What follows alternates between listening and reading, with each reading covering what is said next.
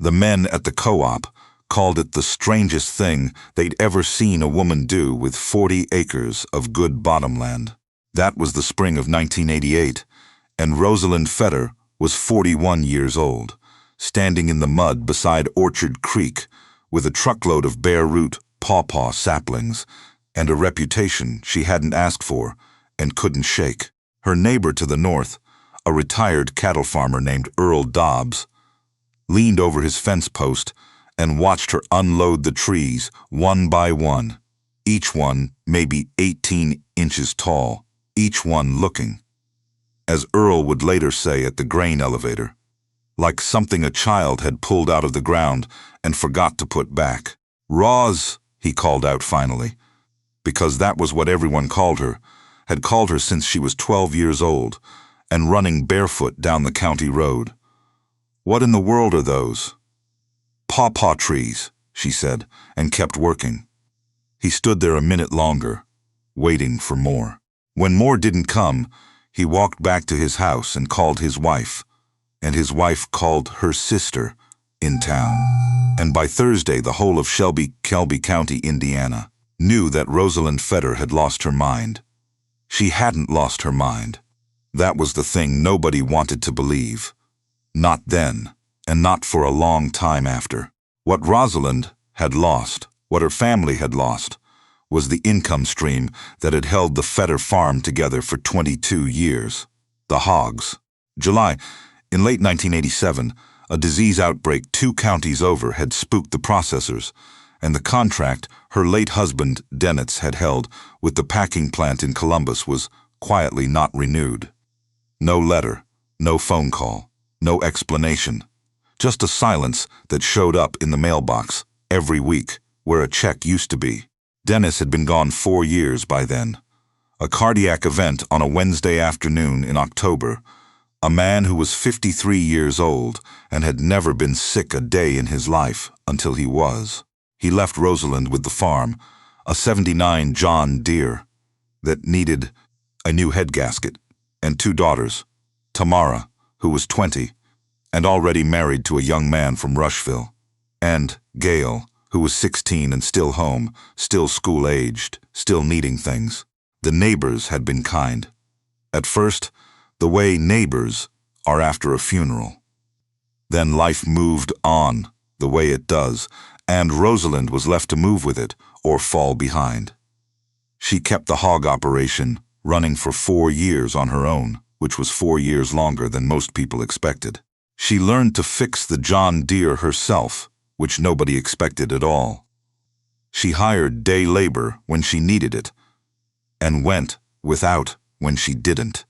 And she watched the income numbers with the careful attention of someone who understood that the margin between staying and leaving was thin and getting thinner every season.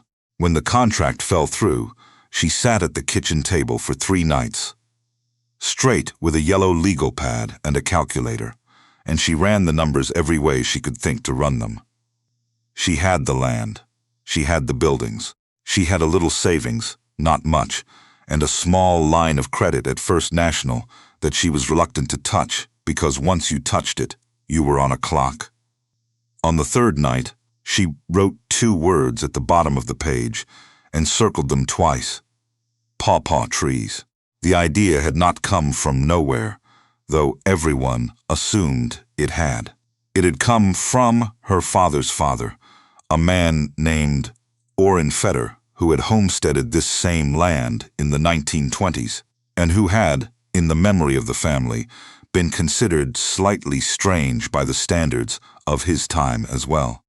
Orrin had kept a small stand of wild pawpaw trees along the creek, had harvested them every September, had eaten the fruit himself, and fed the excess to the pigs, and, for reasons no one had ever fully understood, had saved seeds and replanted year after year in a careful pattern along the eastern border of the property.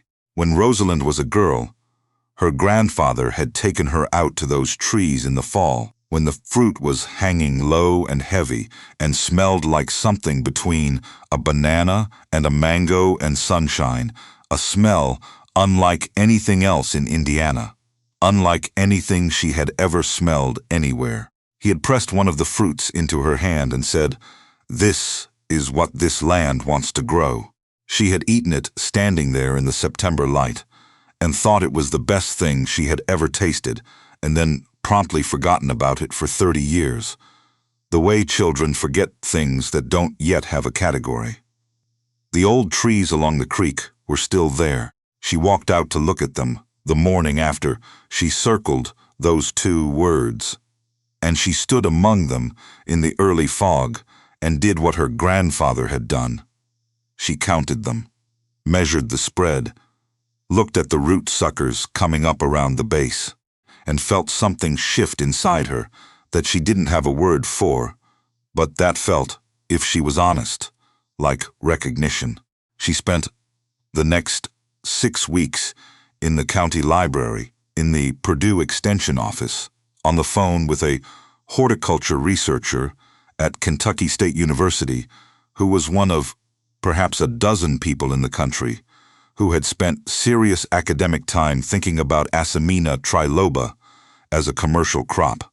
The researcher's name was Dr. Calvin Marsh, and he did not laugh at her. He sent her papers. He answered her questions in letters 4 and 5 pages long, typed on a manual typewriter with a ribbon that was clearly running low. He told her what varieties were showing promise, what rootstocks survived Indiana winters, what the market in specialty grocery and high-end restaurants was beginning to look like in cities like Chicago and Cincinnati and Indianapolis. He also told her it would take time. "Mrs. Fetter," he wrote in the 3rd letter, "PAWPAW trees require patience that most American agriculture has forgotten how to ask for. You will not see meaningful fruit production until year 3 or 4 at the earliest. You will not see commercial volume until year 5 or 6. I tell you this not to discourage you, but because the farmers who fail with pawpaw almost always do so because they expected the timeline of corn." She read that paragraph 3 times and then folded the letter and put it in the kitchen drawer where she kept important things. Then she ordered 500 bare root saplings from a nursery in Ohio and waited for spring. The laughter started before the first tree was in the ground. Earl Dobbs at the fence was only the beginning. At the feed store in Morristown, at the Methodist church, at Gale's school events, where Rosalind sat in the bleachers and overheard things not meant for her ears, the consensus was some version of the same sentiment. Pawpaws on 40 acres. Has she lost her mind? Her son-in-law, Tamara's husband, was a practical young man named Brett, who worked in insurance and who came to the farm on a Sunday in May with the clear intention of having a conversation. He sat across the kitchen table from Rosalind with a cup of coffee he didn't drink and a look on his face that she recognized, the look of a man who has rehearsed what he's about to say. "Roz," he said, "I've been talking to some people." "I imagine you have," she said. He had talked to a farmer in the next county who said pawpaws were a novelty, not a business. He had talked to a man at his office who said specialty fruit was a fad. He had apparently done quite a bit of research of his own, none of it involving Dr. Marsh or the Kentucky State papers. "You've got good land," Brett said. "You could lease it, or you could plant corn and soybeans like everybody else and at least have a predictable income while you figure out the next step." Rosalind looked at him for a long moment. Brett was not a bad man. He was a man who loved her daughter and wanted what was best, and had no particular imagination for anything that hadn't been done before. "I appreciate you coming out," she said. He drove home that afternoon, and she went back out to the east field and kept planting. The first 3 years were the hardest, and not because of the trees. The trees did what trees do. They grew slowly, stubbornly, in their own time, sending down roots before they bothered with much visible progress above ground. In the first spring, the saplings looked like sticks. In the second spring, they looked like slightly larger sticks. Oscord. Rosalind mulched them and watered them in dry spells and walked the rows every morning in the early light, in a habit she hadn't planned but couldn't give up. She learned to read the leaves. She learned to read the leaves, learned what yellowing meant, and what the healthy dark green looked like when a tree was settling in, learned which micro-variations in the soil drainage were causing stress on which end of which row. She kept a notebook, not the yellow legal pad, but a proper composition book, one for each year, filled with dates and observations in her even handwriting. Which trees flowered first, which ones set fruit, and which ones dropped it. Where the pollination was strong and where it needed help. The money was the harder problem. She leased 20 acres of the western fields to a neighbor for corn, which covered the property taxes and a little more. She sold eggs. She took in some custom, sewing from women at the church, which she did at the kitchen table after dinner, and which she told no one about. Because she had noticed that people who asked for help were talked about differently than people who didn't, and she had enough to be talked about already. Gail graduated high school and went to IUPUI in Indianapolis on a partial scholarship, which Rosalind supplemented with money she hadn't told Brett about. She made things stretch in ways that would have surprised the people who had written her off as impractical. In the fourth year, the trees bloomed, not all of them, maybe 2/3 of the planting, which was within what Dr. Marsh had predicted. Rosalind stood in the orchard in April when the flowers opened, these strange little maroon flowers that hung from the branches before the leaves fully emerged, and she felt something she hadn't let herself feel in 3 years. Something close to certainty. She called Dr. Marsh that evening. "They're blooming," she said. There was a pause on the line, and then he said, "How many?" She told him, and he said, "Mrs. Fetter, you may have done something here." The fruit came that September. Not a commercial harvest. She hadn't expected one, but enough to fill several bushels, enough to eat and share and to take on a Thursday morning in the first week of the month to a chef at a farm-to-table restaurant in Indianapolis that Gail had read about in a magazine and mentioned, half-jokingly, over the phone. The chef's name was Marcus Oler. He was 34 years old.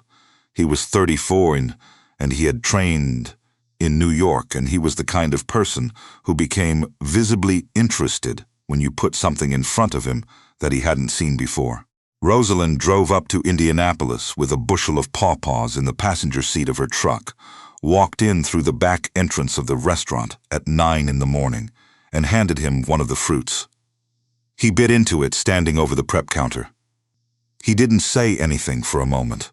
Then he said, "Where have these been?" "Indiana," Rosalind said. "They've always been in Indiana." He bought everything she had brought. He asked how much she could supply the following year. He gave her his card and wrote a number on the back. A price per pound that was 3 times what she had dared to calculate in her most optimistic projections. She drove home on I-74 with the windows down and the September air coming in, and she did not cry until she crossed back into Shelby County, and then she allowed herself about 4 minutes of it before she pulled herself together because there was still work to do. The years between that September and the fall of 1995 were the ones she would later have the hardest time explaining to people because they didn't fit the story everyone wanted to tell. The story people wanted was simple. She took a risk. It paid off. She was vindicated. But it wasn't simple. It was incremental and uncertain and full of smaller failures embedded inside the larger success. The second commercial harvest was smaller than the first because of a late frost that caught the blossoms. She lost nearly 30 trees in a wet winter to a root issue she eventually traced to drainage in the northwest corner of the orchard. She had 2 years where Marcus's restaurant cut back orders because of things happening in his business that had nothing to do with her. And she had to find other buyers, which meant hours on the phone and 2 trips to Chicago and a lot of patience with buyers who were interested but slow.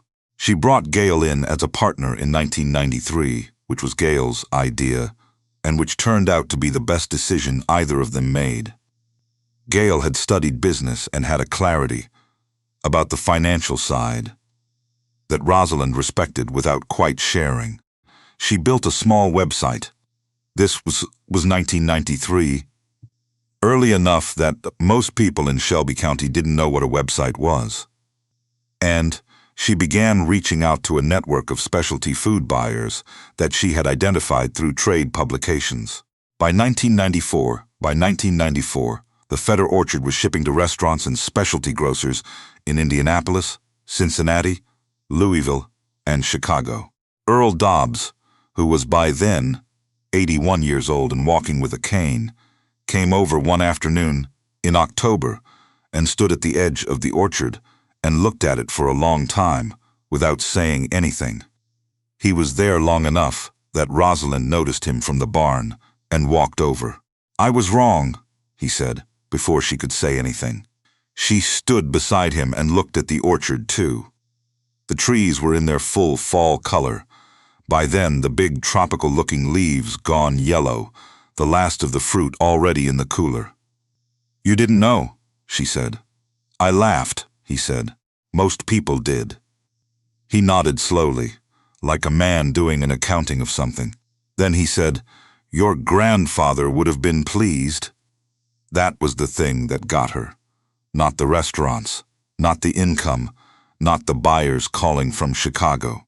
It was Earl Dobbs, 81 years old, and leaning on his cane, saying her grandfather's name. She didn't trust herself to answer, so she just nodded, and they stood there together in the October afternoon until the light changed. The thing about Brett took longer. He had been careful, over the years, not to revisit the conversation at the kitchen table. He wasn't the kind of man who made a point of being wrong about things. He came to the farm for holidays and was polite and helped with whatever needed helping, and did not, as far as anyone could tell, spend time thinking about the years when he had tried to talk Rosalind out of what she was doing. It was Tamara who finally said something to him, and she told Rosalind about it afterward, not to create drama, but because she thought Rosalind deserved to know.